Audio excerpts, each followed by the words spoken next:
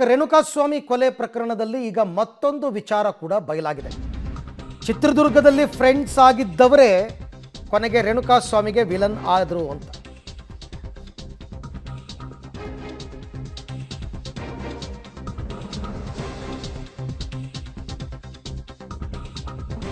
ಚಿತ್ರದುರ್ಗದಲ್ಲಿ friends ಆಗಿದ್ದವರು ರೇಣುಕಾಗೆ villain ಆಗ್ತಾರೆ. ಆ ನಂತರ ಬೆಂಗಳೂರು ರೀಚ್ ಆಗ್ತಾ ಇದ್ದಂತೆ ವಿಲನ್ ಆಗಿಬಿಡ್ತಾರೆ.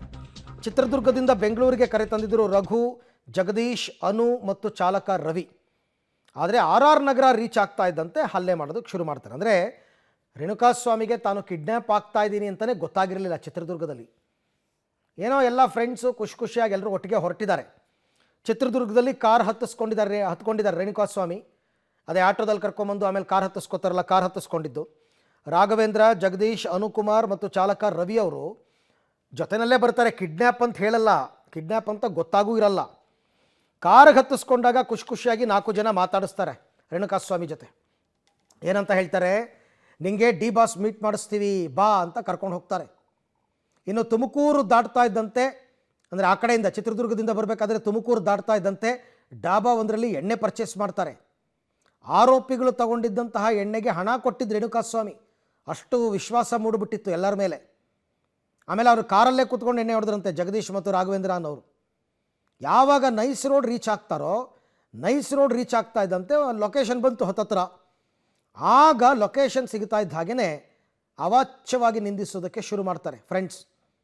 ಇನ್ನು ಪಟ್ಟಣಗೆರೆ ಶೆಡ್ ರೀಚ್ ಆಗ್ತಿದ್ದಂತೆ ರೇಣುಕಾಸ್ವಾಮಿ ಮೇಲೆ ಇವ್ರುಗಳೆಲ್ಲ ಸೇರಿಕೊಂಡೇ ಹಲ್ಲೆ ಮಾಡಿರೋದು. ಆಮೇಲೆ ನಟ ದರ್ಶನ್ಗೆ ಕಾಲ್ ಮಾಡಿ ವಿಚಾರ ತಿಳಿಸಿದ್ದಾರೆ. ಅಷ್ಟೊತ್ತಿಗಾಗಲೇ ಸ್ಟೋನಿ ಬ್ರೂಕ್ಸಲ್ಲಿ ಪಾರ್ಟಿ ಮಾಡ್ತಾಯಿದ್ರು ದರ್ಶನ್. ವಿಚಾರ ಗೊತ್ತಾಗ್ತಿದ್ದ ಹಾಗೆಯೇ ಸ್ಟೋನಿ ಬ್ರೂಕ್ನಿಂದ ನೇರವಾಗಿ ಶೆಡ್ಗೆ ಬಂದು ದರ್ಶನ್ ಹಲ್ಲೆ ಮಾಡ್ತಾರೆ. ನಂತರ ವಿಚಿತ್ರವಾಗಿ ಹಲ್ಲೆ ಮಾಡಿ ರೇಣುಕಾಸ್ವಾಮಿ ಕಿರುಕುಳ ಕೊಡ್ತಾರೆ. ಕಿರುಕುಳ ನೀಡಿ ರೇಣುಕಾಸ್ವಾಮಿಯನ್ನು ಕೊಲೆ ಮಾಡ್ತಾರೆ. ಇಷ್ಟು ವಿಚಾರ ಈಗ ಸದ್ಯಕ್ಕೆ ಗೊತ್ತಾಗಿರ್ತಕ್ಕಂಥದ್ದು. ಅಂದರೆ ಪಾಪ ಅವನು ನಂಬಿಕೊಂಡು ಬಂದ, ಇವರೆಲ್ಲರೂ ಕೂಡ ಸ್ನೇಹಿತರು ಅಂತ ನಂಬಿದವರೇ ಆತನಿಗೆ ಯಮ ರೂಪದಲ್ಲಿ ಕಾಣಿಸ್ಕೊಂಡಿದ್ದಾರೆ. ಆರಂಭದಲ್ಲಿ ಬರಬೇಕಾದ್ರೆಲ್ಲ ಚೆನ್ನಾಗಿದ್ದರು, ಆಮೇಲೆ ಬಟ್ ಈಗ ಅದೆಲ್ಲ ಅನುಭವಿಸ್ತಾ ಇದ್ದಾರೆ ಬಿಡಿ. ಈಗಾಗಲೇ 1 ತಿಂಗಳು ಆಯ್ತಲ್ಲ ಜೈಲು ಸೇರಿ, ಈಗಾಗಲೇ ಅವ್ರಿಗೆಲ್ಲ ಶಿಕ್ಷಣ ಸಿಕ್ಕಿಬಿಟ್ಟಿದೆ ಆಲ್ರೆಡಿ. ಯಾಕಾದರೂ ಇಂಥ ತಪ್ಪು ಮಾಡಿದ್ವಪ್ಪ ಅಂತ ಪ್ರತಿಯೊಬ್ಬರಿಗೂ ಪಶ್ಚಾತ್ತಾಪ ಆಗಿರುತ್ತೆ. ಬಟ್ ಅವಾಗ ಎಲ್ಲ ಡಿ ಬಾಸ್ಗೋಸ್ಕರ ಮಾಡಬೇಕು, ಡಿ ಬಾಸ್ಗೋಸ್ಕರ ಈ ಕೆಲಸ ಮಾಡಬೇಕು ಅಂದ್ಕೊಂಡು ಜೋಶಲ್ಲಿ ಎಣ್ಣೆ ನಶೆನಲ್ಲಿ ಎಲ್ಲರೂ ಮಾಡಿದ್ದಾರೆ. ಈಗ ಅನುಭವಿಸ್ತಾ ಇದ್ದಾರೆ ಅಷ್ಟೆ.